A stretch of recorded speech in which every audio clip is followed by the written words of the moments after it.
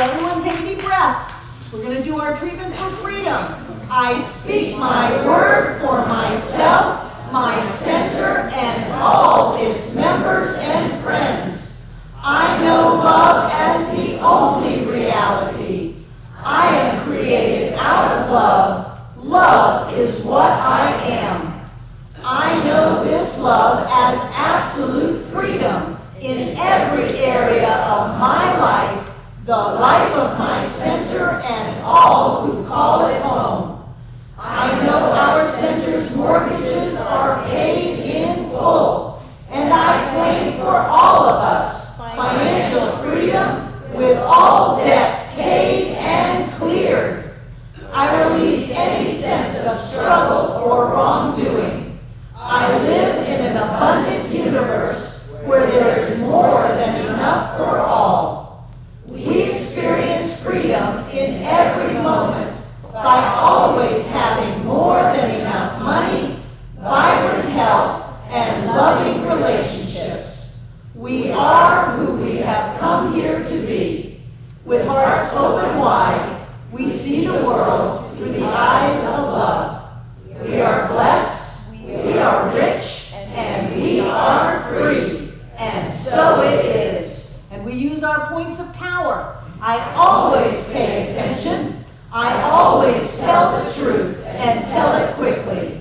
I always ask for what I want when I want it. I always take total responsibility for my experience. I always keep my agreements.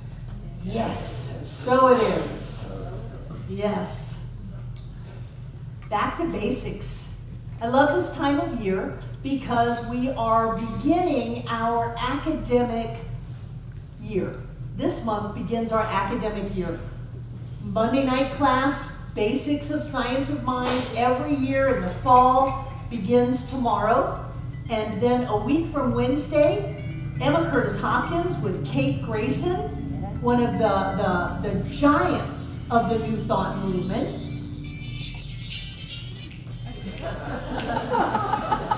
God calling. And then on the 20th, our Practitioner 2 class begins, which is bringing forth another group of licensed practitioners into our community to be in service. And I assure you, this is where the servant leadership part comes in. Some people say, wow, you're a practitioner, or wow, you're a minister. Yes, we get to be in service more than anybody else does. So we are here to serve you. And I love that more and more people want to embrace that by saying, how can I be of service? How can I give? Because if I give, I get. If you go to a practitioner and they do a treatment for you, they're going to get it. That's why some people go, oh, I've got this thing. I really need you to treat that I have prosperity. And they go, yay! Not yay that you're in that predicament right now, but yay that they get to treat for that, because whatever it is you focus upon, you create in your world. And so I love this time of year when we look over some of the seemingly simple concepts of science of mind. It seems like it should be so easy. There's only one. Quantum physics has confirmed it scientifically. There's only one. Doesn't matter what you call it. You can call it God or spirit. You can call it energy. You can call it love or light or the creative force. You can call it the quantum field. Doesn't matter what you call it. When you take everything back to its primal essence, there's only one. And we live in a universe of oneness, not two-ness. And that is the bridge that we so often have to take back over and over and over again. There's only one. All is love. Everything is great. I'm totally supported by the universe. If I name it, I will claim it. If I know it, I will grow it. I am the captain of my ship. I determine my destiny. All I have to do is get a hold of my thought process, focus on what I want. I command all of the creative power of life into form as that experience. That is what I do. But what about that person? And what about that circumstance? And what about it or they, the big they. You know how that, well, they, who is they? There is no they. There's only me. There's only us. There's only spirit as us, spirit as me. We are not a part of spirit. We are not a part of God. Take a deep breath. We are God. We are God. Because mathematically, in order for a unity to exist, it must exist in its totality, simultaneously, at every point. Otherwise, you have a little bit of unity here, a little bit of unity there, and I don't mean the unity churches. You have a little bit of God here and a little bit of God there, and then you don't have oneness anymore. You've got that bit of God and that bit of God, and you have two-ness. And then we've crossed the bridge from the universe of oneness into the universe of two-ness. And I love what Wallace Wattles says. He says that is where often the metaphysician finds shipwreck. We crash in the world of two-ness. There is only me. There is only you. You are the only one in your world. But you are so amazingly powerful and creative that you can make it look like you're in a room full of people. But all of the people in this room are you. And you are me. And now we're starting to sound crazy, which is why they tell us we're nuts. You people, you think you're God. Yeah, but we think you're God too. We think we're all the same God, just showing up in not even multiplicity. We're showing up in individualizations of spirit. We're like the light bulb put in the shoebox, and you poke holes in it, and you put it in a darkened room, and out comes all these beams of light. And people go, well, I'm a beam of light here, and I'm a beam of light here, and you're not me. I'm over here. It's all from the same bulb. We all come from the same bulb. We all are the same light. It's just, how do we show it? How do we play it? How do we do it? We are created with freedom to create our experiences any way we want. We are so powerful that we can create darkness when there's only light. We are so powerful that we can create the illusion of poverty, even when we are living as the infinite. We are so amazing that we can experience loneliness and heartache when there's only love, because we've crossed the bridge into the world of two-ness. The truth is that there's only one, and in order for there to be only one, all of God exists at the point of view. And I know that that's not even something I can wrap my head around, but when I let go of that, and I go, oh, no, that's a much bigger part of God than I am. That's the economy.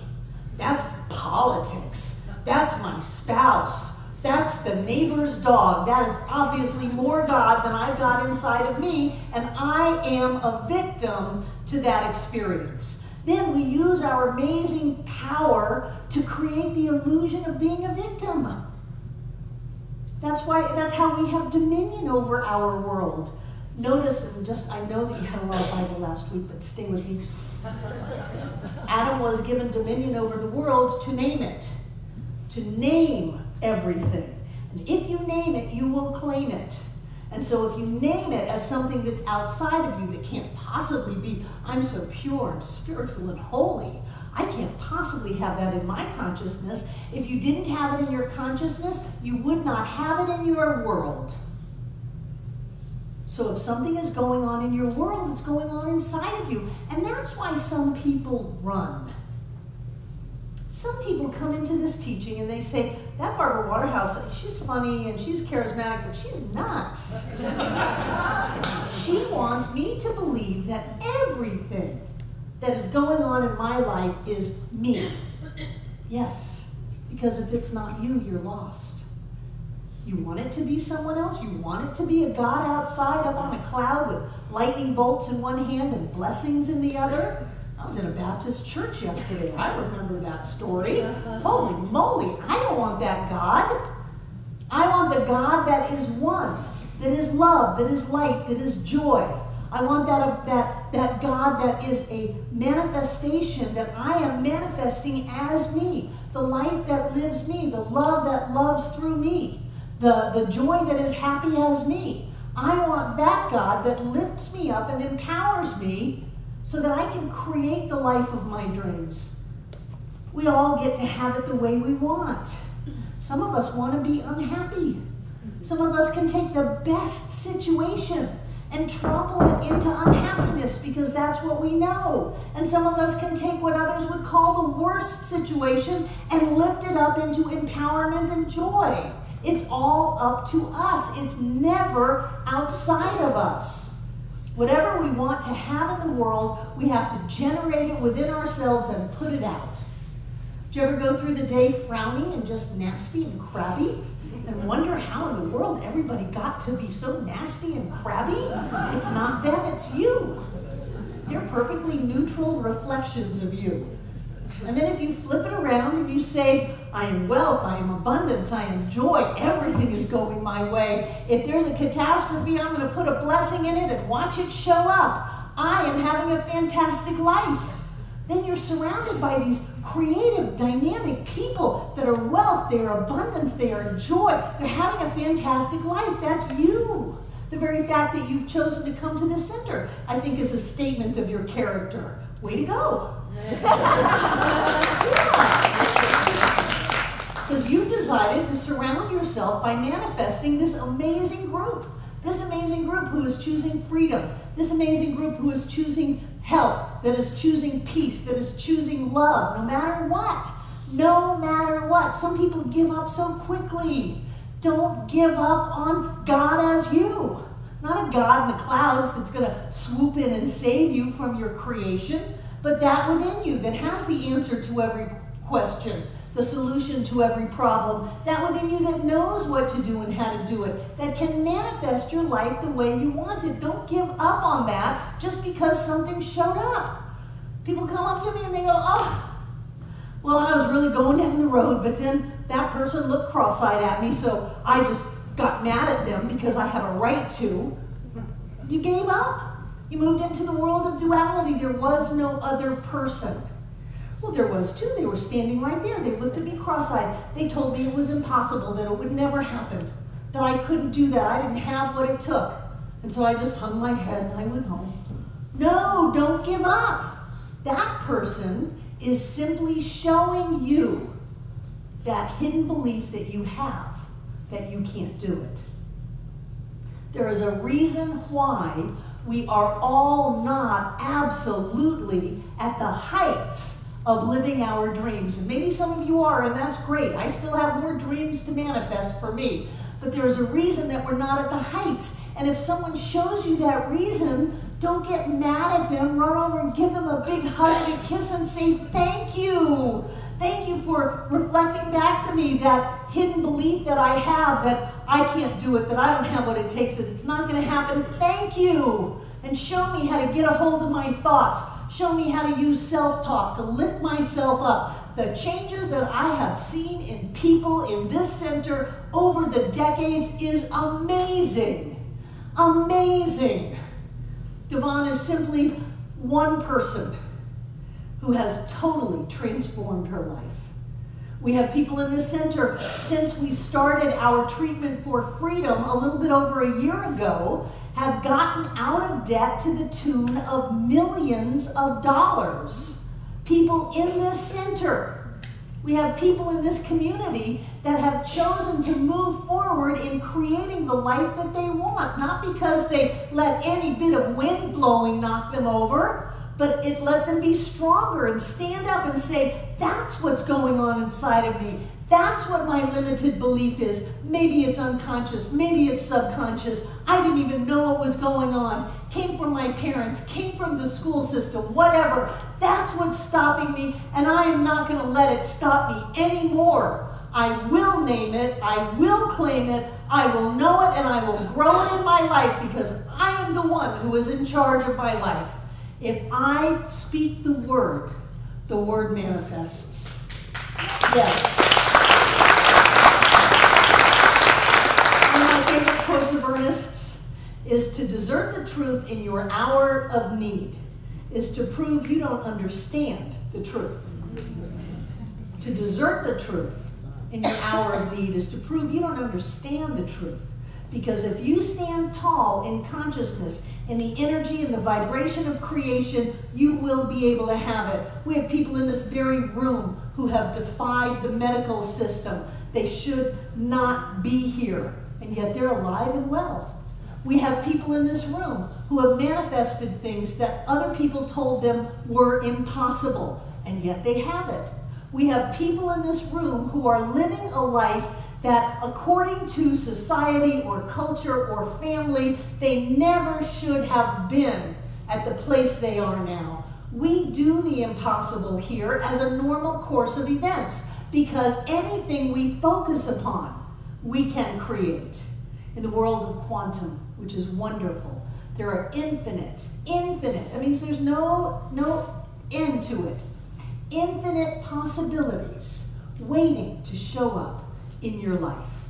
And all you have to do is look at them, and they pop into form. That's all you have to do is look at them. So when you look around your life, to name it, to exercise dominion over the circumstances that you have, when you look around your life, be very mindful of what you see. Some people will see, oh, well, you just got fired. I go, yay, you're free, yay. And some people will see, oh, someone just left you, and I'm going, yay, they did to you what you wouldn't do for yourself. They gave you that gift. Some people will look at your life and go, well, you're not doing very well. And I go, yeah, you're doing great. My God, you got through puberty. Some of us got through menopause. Look at us. We're doing great. It's not the economy. It's not politicians. It's not the real estate market. It is not. It is us. It is our thought. It is our focus. It is our willingness to embrace a reality that has not popped into form yet. And in that reality, any and everything is possible. We see it, it shows up, we have it, and so it is.